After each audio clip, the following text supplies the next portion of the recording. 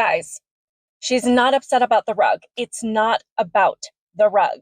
This is your sign that if you are just home from your kids meet the teacher and you are underwhelmed and not excited like you were a few days ago, then you are not alone. All I wanted was like a fun rug, a cool rug on the ground for him, nothing. This mom went to meet the teacher night for her son's new kindergarten teacher, and she was really disappointed in the way that the classroom was decorated. And everybody online is going after her because they think that she is being inconsiderate about the fact that teachers don't get paid very much. And if a classroom is decorated nicely, it's because all of those things have come out of the teacher's own bank account. But I don't think that she's really sad about the rug or sad about the way the class is decorated. What I think she's really sad about is the fact that her little boy is about to go into kindergarten, which is a huge milestone for any parent. And what you want for your child is to go into an environment that is fun, that is warm, that is welcome, that is going to make them feel safe because they can't be with you all day long. And when you walk in there and it feels like your child is about to spend 8 hours a day in something that looks like a prison cell, you feel guilty. If they can't be with you all day, you want to feel comfort in knowing that they're in a place where they are having fun, that they're surrounded by bright colors and fun toys. You don't want to be wondering if they're sitting there at their little desk wondering why their mom sent them to some place that looks like the inside of a dungeon. I'm not saying that this has anything to do with the teacher, because I understand that there could be a lot of different factors at play here. Maybe the teacher just got moved into the classroom. Maybe they're new to the profession. Maybe they haven't had a chance to set things up yet. I also understand that whether or not the classroom is decorated nicely does not dictate whether it's a good or bad teacher or whether or not her son is going to have a good experience. I'm just saying from her perspective, with having a child that is going to school for the first time, she just wanted the best of the best and was a little disappointed in what she saw. She is going to learn as her son goes through her school journey the things that matter, and she isn't going to get upset about things like rugs, but whether or not their teacher really loves their profession and pays attention to the student. I'm just saying give her a little bit of grace, because again, I don't think that this was about the rug.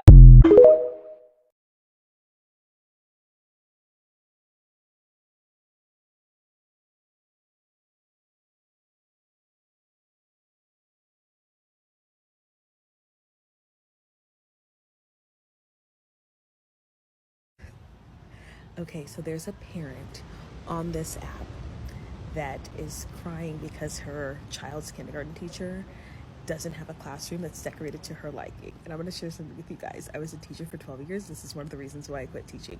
Number one, nobody complains when the male teachers' classrooms look like jail cells. No one complains. They just assume that the male is competent. You see how that works?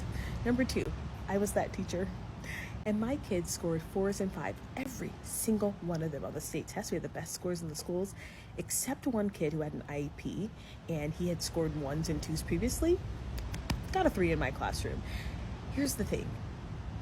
This idea that if your classroom has monkeys hanging from the ceiling and airplanes, themes this and, color-coded that, there's this idea that that's a good teacher. Parents have no freaking clue what a good teacher is unless they're a parent themselves, unless they're a teacher themselves. And so they think that if it looks, this is the problem with TikTok teaching.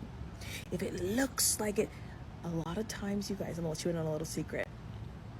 The teachers who don't know what they're doing spend a lot of time making their classroom look like they know what they're doing because they can't really teach. Now they can read some curriculum, they can spew off some talking points, whatever, but they can't reach the heart of children. They can't switch up the curriculum if kids are not learning. They don't know how to adapt. So they're very good at making the classroom look a certain way, but they're not very good at teaching. So we have to be careful not to judge a classroom based on their appearances. If you see a classroom that looks like a jail cell, ask yourself, number one, would I care if this was a man? Because the answer is probably, I wouldn't. Because we just assume that if you're competent and you're a male, you don't need to do all that. And number two, does this teacher actually know what they're doing? Because I'll tell you what, I was not going to get up on the weekend and start cutting out flying monkeys and putting them on my ceiling. Okay? I wasn't going to change out a word wall every week. I was more concerned about, do my kids actually know test strategies? Secret, they did. Is my reading group actually progressing? They were. That was my real concern. And my principal actually came to me my first year and said, we have to do something with your walls. These parents are going to eat you alive. And I thought, this is stupid. This is utter foolishness. Now, those parents were cruel. They were evil. They didn't like this. But I feel for this teacher because she's probably actually a very good teacher, because typically those are not the ones who present themselves a certain way and everyone, oh, they're so this and look at their classroom. I'm like, yeah, there's too much to look at. We have lost the art of teaching, and we're more concerned with the TikTok teaching aesthetic. Those are not necessarily good teachers. A lot of these teachers don't. You notice how your child still can't read?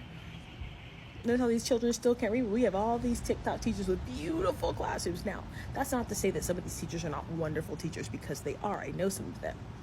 But to automatically assume that someone has it all because their classroom looks a certain way is utter foolishness. It's actually just very juvenile and silly thinking.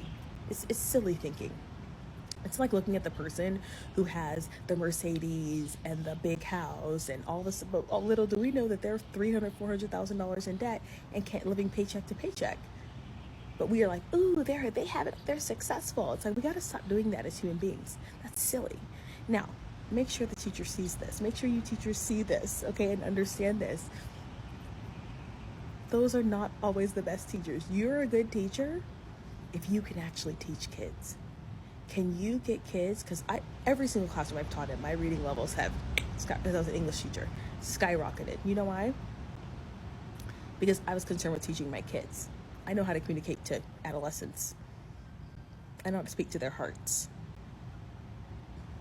My classroom looked like a jail cell. You know why? Because you're too distracted anyway. That's why you haven't been learning for 7 years. It's because you've been distracted anyway.